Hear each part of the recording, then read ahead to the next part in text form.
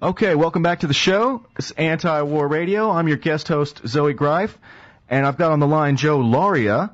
He's got a great article co-written about the massacre in Syria, in Houla. Joe, are you there? I'm here. How are you doing? Okay, it's great to talk to you. Thank you for being with the show. I'm here. Can you hear me? Yes, sir, I can. Can you hear me? Yes, I can. Okay, great. Joe Lauria has covered international affairs and the Middle East for more than 20 years. He is the Wall Street Journal's United Nations correspondent, and he's got this great article co-written called Security Council Blames Syria for Attack. And I wanted to interview you about it. So I guess the first question is this massacre in Houla, who committed it? Joe, do we know? Was it the regime? Was it the rebels? Is there any way to tell? There is an investigation going on. The UN is conducting an investigation. The Security Council wants to know for sure that condemnation on eyewitnesses found the day after the massacre and saw 108 people killed. They weren't able to gather a lot of forensic evidence because many of the people were already buried under Muslim law. You bury a dead within 1 day, and others were wrapped in burial shrouds, so they could not get a lot of forensic evidence. But they made eyewitness interviews, and this is what they base it on. However, there is a story in the Frankfurter Allgemeine Zeitung in Germany, which did an investigation in the area, which claimed that the victims were actually Alawites or Shiites, that they were killed by Sunni rebels and made to look like the government. The government actually committed the massacre. So we got to wait for the investigation to be completed. I don't know whether they'll take into account this newspaper article. It's extremely explosive, if that's true, that this was in fact rebels who did it, Sunnis, and not the government, which has been widely blamed for all of these killings. And if it does emerge that it was not what the eyewitnesses said, and that it was in fact the Sunnis rebels who committed this massacre, it would really disrupt even further the narrative of Western governments, particularly the United States, about what's happening here. The U.S. and its allies in the West tend to blame the entire conflict on the government of President Bashar al-Assad and hold the opposition as blameless for any kind of crimes like this. But we're seeing really a very complex situation developing in Syria, in particular the emergence of al-Qaeda-linked terrorists blowing up buildings in Damascus and Aleppo in particular and killing scores of people has disturbed this narrative, this black and white Manichaean view of the war. And I think I should point out right away that I believe President al-Assad is a butcher. There's no question about that. And he holds primary responsibility for this conflict because he had an opportunity 5 years ago, for example, to make a deal with liberal parties to have genuine reforms and elections. As you know, his father and he have now been in power for over 40 years without any kind of semblance of democracy and ruling a police state. If he had made a deal and saw that there was time to change Syria fundamentally and have genuine elections, we wouldn't probably be in the bloodshed we're in right now. But instead, he built up the Muslim Brotherhood as a counterweight to the liberals, and no change was made. And now it's that very Muslim Brotherhood with the backing of Gulf Arab states, particularly the Saudis and the Qataris, who are leading this revolt. Unfortunately, it came to a revolt because there was no democratic reforms. But what is really happening on the ground is totally complicated and unknown, and Houla is a very good example. We don't really know what happened there. We do see the emergence of a sectarian conflict between the majority Sunnis, which is about 80% of the Syrian population, and the minority Alawite clan that really runs the country. The Assads are Alawites. They're only about 13%. They also Assad has still a lot of support in the country, pretty broad amongst Christians who fear a Muslim Brotherhood government, an Islamist government, and some, of course, the Alawites, and even some Sunni businessmen who've prospered under Assad's economic reforms of the last few years. So he's not without support. But again, what is going on in Houla, what is going across the country, seems to be more and more like a sectarian conflict, like we saw in Bosnia, and to separate fact from fiction is extremely difficult. We're relying too much on YouTube videos of explosions, which we have seen time and time again, were from a different time, a different place, weren't from yesterday in Houla. That's not to say that some of them aren't accurate. There are also, for example, YouTube videos of beheaded Alawites that Sunnis have killed that never get reported on by Western media because they are, I feel, too often taking the U.S. and Western government black and white position, blaming this entire conflict on the ground, even though I said Assad, I think, is ultimately responsible for not making reforms. But the reporting of what's happening on the ground is too, I think, anti-government and not taking into account the fact that this might be a lot more complicated and that there are, in fact, a lot of violence being perpetrated by the Sunni majority led by the Muslim Brotherhood. Well, that leads me to my next question, which is, of course, it seems, at least in the Western media, if you watch the news around here or BBC or whatever, that the Assad regime is the purest, blackest form of evil, and that these rebels are the, cream of human goodness. And of course, that can't possibly be true. But my question is, why are they trying to paint it in such black and white terms? What is the purpose here? And is it ultimately to take over Syria or to regime change? My point is the point Iran? Is the point to hurt Iran? Is that what they think they're doing here with all this propaganda? Yeah, absolutely. Iran is central. Yeah, absolutely. Iran is central to this conflict. There's no question about that. Iran supplies weapons to the Syrians and across Syria into southern Lebanon, Hezbollah, and then on to Hamas as well. So from the U.S. point of view and Israeli point of view, weakening Syria, getting rid of that link would box in the Iranians. It's also in the interest of the Gulf Arab countries to weaken Iran that way and take away its influence, which has reached the Mediterranean through Syria. And they know, Arab governments know in the Gulf that a head-on war against Iran would not be necessarily the best way to deal with Iranian influence, but to get rid of the leadership in Damascus and put in a Sunni Muslim government would be, in fact, fatal to Iran's influence in the region. But the problem is, as you pointed out, we don't really know the makeup of the opposition very well. It is, what kind of a government would they bring? Would it really be democratic? Would it be an Islamist government? Of what stripe? I mean, there are different types of Islamist governments. The more moderate Muslim Brotherhood. There are Salafists as well, who are much more intolerant. And then, of course, there are extremists like al-Qaeda that are playing a role right now. And I think that the Gulf Arab countries, particularly the Saudis and the Qataris, would like to see an Islamic government that's more in their image, as they have. Of course, I don't think they can get away with a monarchy. It's not a monarchy, but they would like to see a friendly government there. And in the short term, the U.S. interest is certainly to get rid of Assad. There's no question about it. President Obama has made clear that he wants Assad to go. So have British, German, French governments. So they want regime change. There's no doubt about that. And that is really what Russia is most concerned about. They don't want to lose their ally in Syria. They have a lot of arms sales there. They have access to a port. But most importantly, they've been fighting a 30-year war against Islamic encroachment on their sphere of influence, starting with Afghanistan in the 1980s, backed by the United States and the Gulf countries, and in that conflict, Pakistan. So I think the Russians are very concerned. They fought that again in the northern Caucasus and into Bosnia, and now they see this war against Islamism in Syria as well. And America usually in their foreign policy is very short term. They might reap benefits at the beginning to get rid of Assad, the way they think they did in getting rid of Saddam Hussein. I'm sorry to interrupt you, Joe, but we've got a hard break here. We've just got to take this break. I'm so sorry. I will let you continue on the other side. Okay. We're talking with Joe Lauria on Anti-War Radio about Syria, massacres, what's going on, etc. More on the other side with Joe Lauria, Anti-War Radio. Okay, welcome back to the show. It's Anti-War Radio. I'm your guest host, Zoe Greif, and I have the pleasure of speaking with Joe Lauria about Syria, and I didn't even introduce you properly.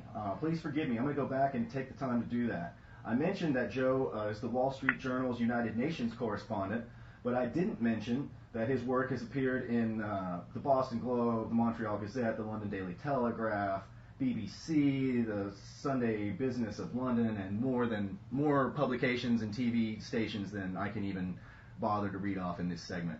We're talking about Syria, and Joe, here's a question I have. Obviously, the West, the U.S., Hillary Clinton, everybody else wants to get rid of the Assad regime.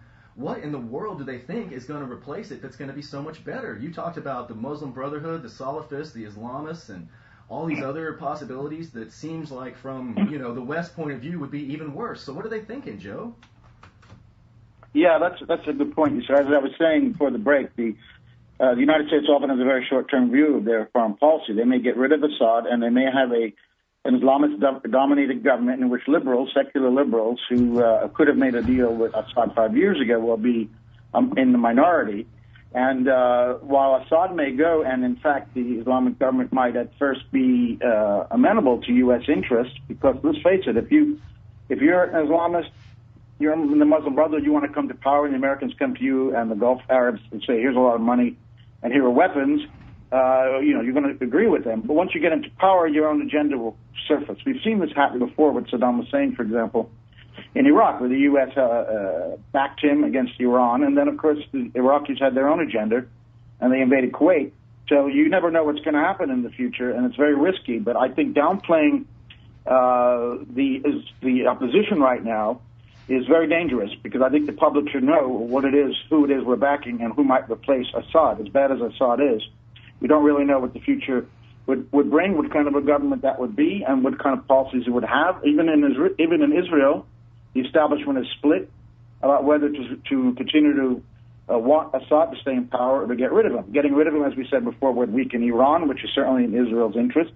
But bringing an Islamic government to power in Syria might in the long term hurt Israel, even if they choke off Hezbollah, which is Shiite, so that a Sunni-dominated government in Syria would not necessarily want to help Hezbollah. That would help Israel, but we don't know what the long-term objectives of an Islamic government in Syria would be, or how much the U.S. and other Western countries could co-opt them, for how long.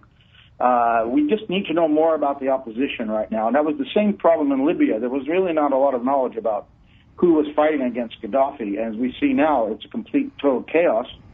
And there were, in fact, al-Qaeda elements there. As Gaddafi said, we all laughed at him, I did too, but there were al-Qaeda there, and there were even Qatari soldiers on the ground, and some of these Libyans are going to fight in Syria right now. They're showing up.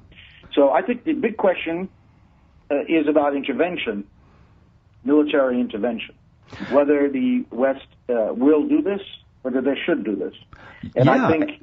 What? Oh, I was just going to say, Hillary Clinton herself was talking about, I'm not sure if it was Libya or Syria or both, when she said, wow, Ayman al-Zawahiri wants the same foreign policy outcome that the United States government wants. Is that such a good idea? She even said it out loud, Joe. Yeah, it's kind of funny that they're unlikely allies here in Syria. No question about it. And it just goes to show the uncertainty of the whole thing. I mean, who knows if Assad falls, who's going to replace him, and what kind of unintended consequences may or may not occur. My head spins at the very thought of even trying to think of all that, Yeah, well, Assad government for 40 years pretty much has had a stable border with Israel. The conflict shifted to Lebanon, Syria-backed Lebanese governments, and the Hezbollah. But as far as Syria under Assad goes, that's been a stable relationship with the Israelis. And even with the West, the U.S. and Hillary Clinton, you mentioned her a few years ago, was touting the great reformer Bashar al-Assad. So this is the big question. Will there be intervention? Should there be intervention? Just yesterday, the German foreign minister blamed coffee house intellectuals for wanting to intervene. Will the West intervene in Syria? What happens if in 2 days, 2 airstrikes make Assad leave in a Yemen model where he goes off and a deputy takes over and then there are elections within a year? That would be a good intervention, but that's highly unlikely. It's more likely that military intervention by the West would lead to an extremely escalated bloody conflict, and I think many more people would die. And we still wouldn't know what kind of government we'd have even if Assad were overthrown violently with NATO intervention. Kofi Annan, who is the special envoy of the UN and the Arab League trying to put together a peace deal here, said the other day at the UN that an Arab foreign minister had told him that Syria is not Libya. Libya imploded, but Syria will explode.